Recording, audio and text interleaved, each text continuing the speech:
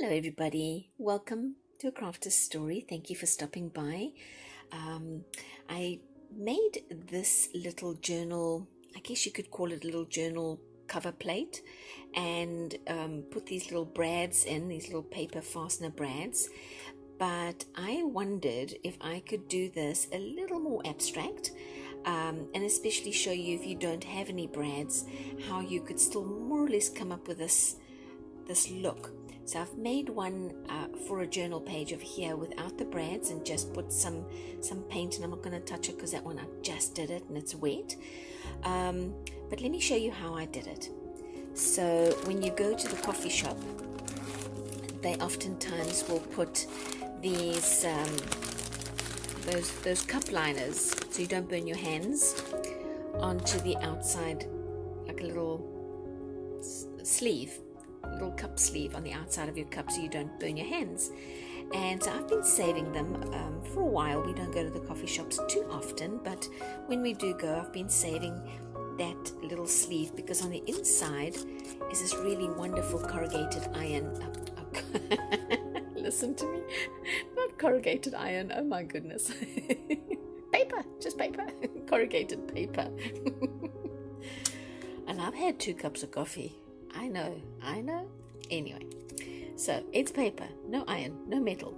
I'm going to try and make it look like metal, but anyway, get my brain back. So I've been keeping these little paper sleeves from my coffee shop and just cutting them up and keeping them. So I've got a fairly decent stash here. And let me just choose a nice, this is a nice size, and show you how we make it. So I've got a little piece of plastic here to protect my surface, but it's all, let's see if I can bend it so it's not so bendy wonky. And I'm using the FolkArt metallic paint. I want the metallic look. Brush out here. I'm going to plonk just a little bit of this paint. You don't need much, and if I've got too much I can always do a second one, and just paint the metallic paint onto the cardboard, the paper, and let it dry. So this particular paint dries pretty fast, but just to keep things going, I have already painted one that I've allowed to dry. So that's all you're going to do. Put a layer on. You can put on a second layer if you feel like it needs it, but literally layer of metallic paint on this piece of paper. Put that aside, and you get this. So I have a couple of different colors. I've got green, I have this bronze, I have the gold, I have some other metallic colors, but they're more reds and blues, and I wanted this to look more like metal. So I'm going to use this gold one now. And what I thought to do was to put on my little grateful sign, because I thought I'm going to make another journal like this, but I want it to be a gratitude journal. And so that's going to sit on my little gratitude journal, which I haven't made yet, but that's what this one is for. So okay, so I think the first thing I want to do is just take my little name here, my little saying, I guess, and or the title of the journal that I'm going to make, the little baby one, and just take away all that white on the side. And oh, my tummy just growled. Dear, sorry about that. If you heard it. Okay, I think for this one I'm going to use the bronze, and this is a little bit of a tricky part, and while you can see that one there, I'm going to try to not put too much. I was going straight out the bottle. I'm just wondering if I should go and do this with a brush instead. I'm going to try that. With that one, I just went straight and blob from the bottle, and I'm just wondering, I have a spare gold if I make a complete mess of this one. But let's just see. If I put my paint on the side, just don't need that much. And I try, I'm going to have to use the same brush. See if I can rather do it like this. Okay, I think this could work.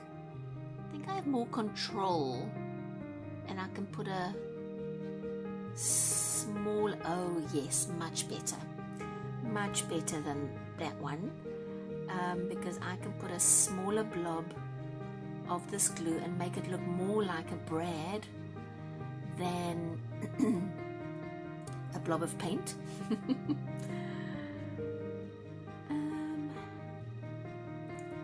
Alright, probably gonna need a little bit more, just a little bit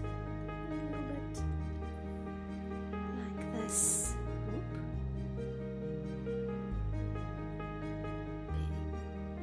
Concentrating hard. Okay, and then oops, last little blob. Yes, the paintbrush worked better. Okay, now I have already glued that onto my page, that one, but it's okay.